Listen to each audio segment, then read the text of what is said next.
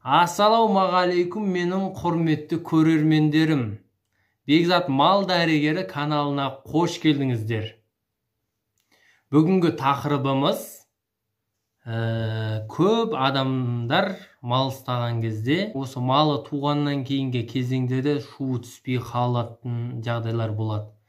Әрбір мал ұстайтын адам, мал ұстайын деп жатқан, яғни болашақта мал бағайын деп жатқан адамдар көбінесе осындай проблемалармен кездесіп қалады. Сондай проблемалардан не істеу керек?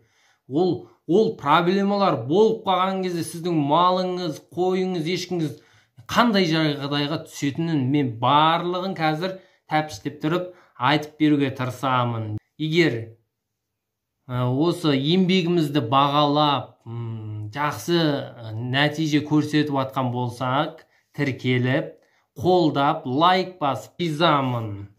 Ал енді кеттік.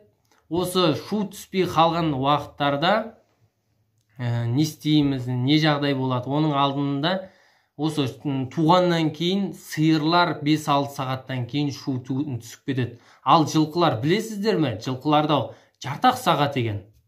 Бұл жарты сағаттың ішінде апыр-топыр туат түсіп қалады екен жарты сағаттың ішінде. Ал ешкілер, қойлар, мысық, шошқа, жаңағы осы майда малдар, олар 3 сағаттың ішінде шулар түсіп қалады екен. Осы көктем уақытында көбінесе сиырлардың шулары түспей қалады. Осы шаруашылықта жүрген жігіттер көбінесе біледі. Осы сиырлардың түспей қалу себебі не екенін білесіздер ме? Яғни харион мен жатыр кілегейінің қабығы бір-біріне жабысып қалады екен, ажырамайды да. Содан шу салбырап түспей қалады екен. Ол себептер неге? Себептері былай болады. Жатқан жер жайсыз болса, немесе артқы аяқтарына салмақ түссе, болмаса,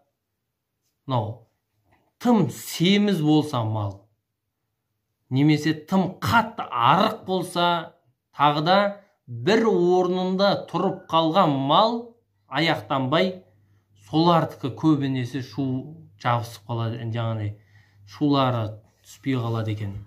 Тағы да осы инфекциялық ауруларға шалдыққан сиырлардың да шулар түспей қалады екен. Яғни трихомониоз, брюслез секілді инфекциялық ауруларға шалдыққан сиырлардың шулары қанша қаласа да түспей қалады екен. Және де осы минералды заттар бойында қалмаған, яғни витаминдер, иммунитеті нашар сиырларында, яғни жатырдың кілегей қабығы харионға жабысып қалады екен. Тағы да бір себебі бар. Осы қолдан ұрықтандырған кезде, достар, қолмен ұрықтандырамыз ғой біз. Көбінесе асыл тұқымды малдарды ұрықтандырған кезде 78 жатыр мойнындағы тосқауылдық қасиеті бұзылады екен. Яғни шәуетпен бірге микробтар, зиянды заттар кіріп кетеді. Міне осындай тағы да бір несі бар екен. Осы шаруашылықтағы жүрген адамдар біліп алған дұрыс. Себебі осындай дезинфекциялық нелерді жасамаса, жаңа қолдан ұрықтандырып атқан адам, осы келешектегі болатын жағдайды қиындатып жібереді туғаннан кейін. Ол шу түспеген мал, мысалы шу түспей қалады ғой сиырларда. Байқасаңыздар тышқақтап, ас қорыту жүйесі бұзылып, температурасы көтеріліп, мазасы қашатын болады.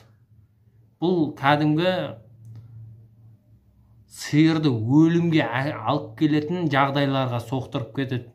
Яғни сиырыңыз жаңағы 1-2 күннен кейін сиырдың қасына баратын болсаңыз, шуы сасып, жаман бір иіс шығып тұрады.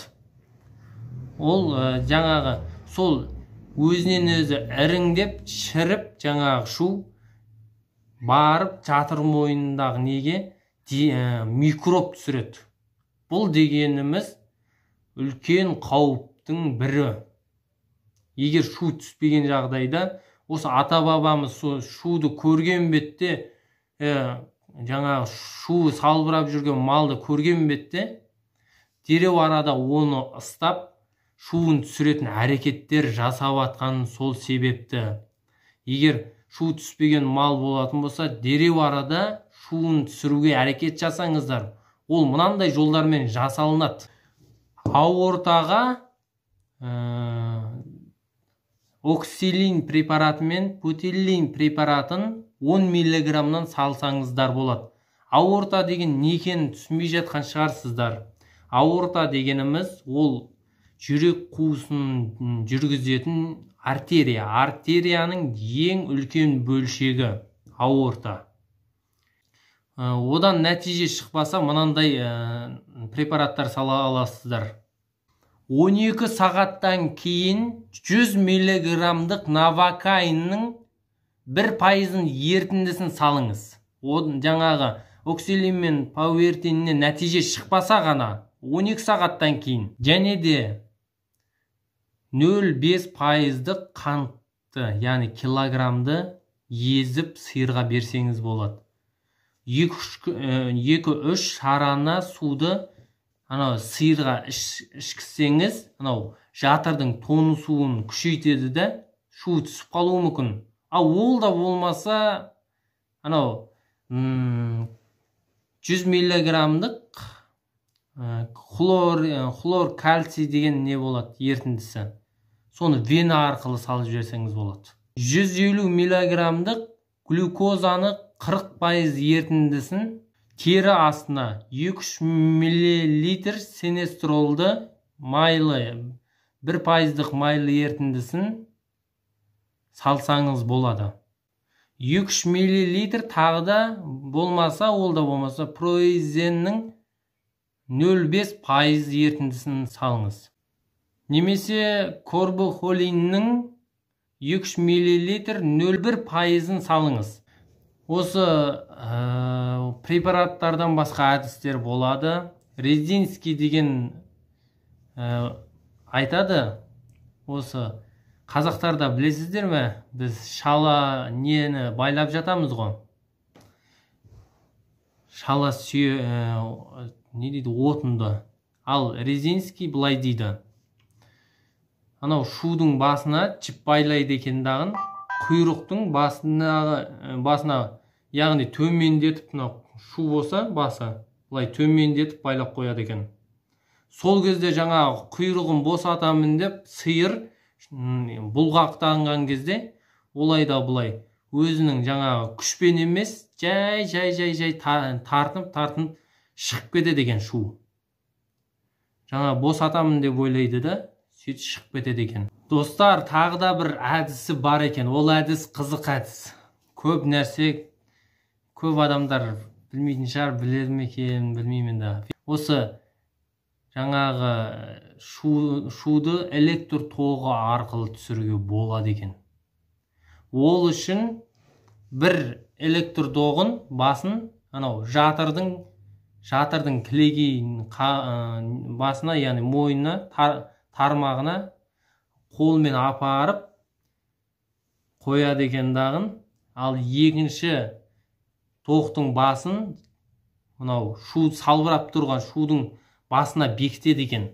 Сонымен 3,5 вольтты 0,5 ампула күшімен 5 секунд ұрады екен. Сонымен 5 минуттан кейін қайталайды екен. Егерде осы жатырдың анатомиясы болатын болса, 73 немесе 87% нәтиже береді екен. Достар, 220 мен ұрып өлтіріп тастап жүрмеңіздер оны, сиырларыңызды.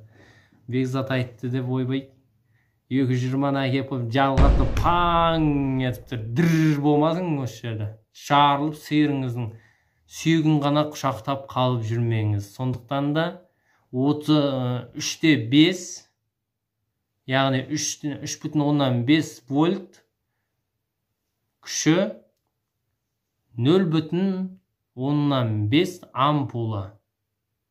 Соны ғана пайдаланыңыздар.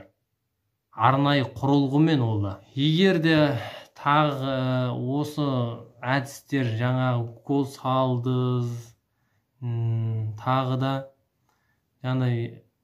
құйрығына байлап тастадыңыз, осындай әдістердің барлығын істеп болғаннан кейін оған да түспей қалса, мынандай әдіс бар екен, доғырдыңыз оның алдында да. Соны түспей қалатын болса, қолыңызды салуға тура келеді екен. Яғни харион мен жатыр кілегейіне қол салып, жаңағы карункула мен катилондарды бір-бірлеп ажыратып алып шығу керек екен. Қол салған кезде өзінің өрісіне қарай айналдырып, біртіндеп жатырды жақындатып жұла беру керек екен. Жаңағы ол негізі оның істеудің алдында қолыңызды жақсылап жуып, дезинфекциялап, жаңағы жатыр мойнына микробтар, нелер кетіп қалмаудың амалын жасаңыз.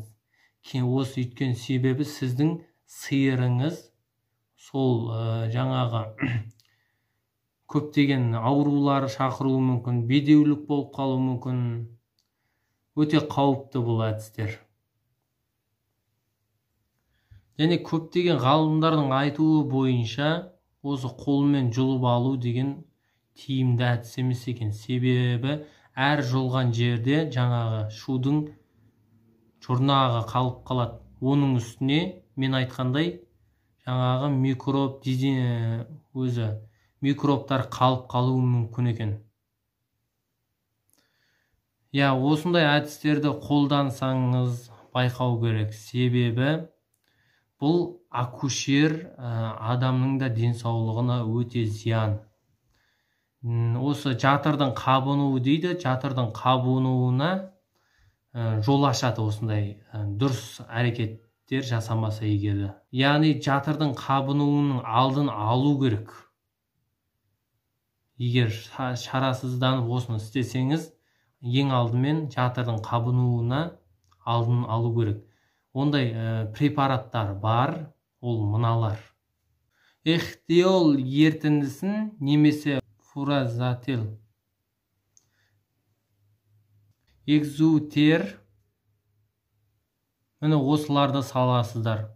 Салып болғаннан кейін бәрін салып тастамаңыздар, оны бір-бірлеп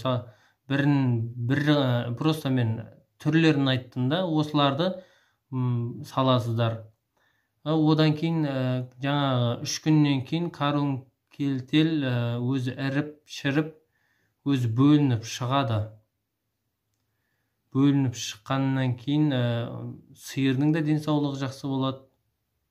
Биелердің шулары түспей қалатын болса, бұл өте қауіпті. Биелер шулары түспей қалады, оларда ірі қаларалар сияқты шыдамды емес. Ол шықақта бүйтіп жүрмейді. Ол дереу арада түсіп өліп қалуы мүмкін. Жаңа өз-өзін түсіп өліп кетуі мүмкін. Сондықтан да тез арада әрекет жасау керек биелерге.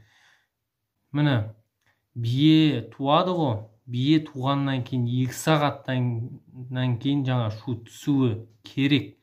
Шу түспесе, дереу іске кірісу керек. Осы қой, ешкі, жаңағы майдамалдар туған кезде оксилин препаратын салған дұрыс. Оксилин препаратын 2 немесе 3 миллиграммдай сол аралықта салады. Сол нұсқаулығында көрініп тұр оның.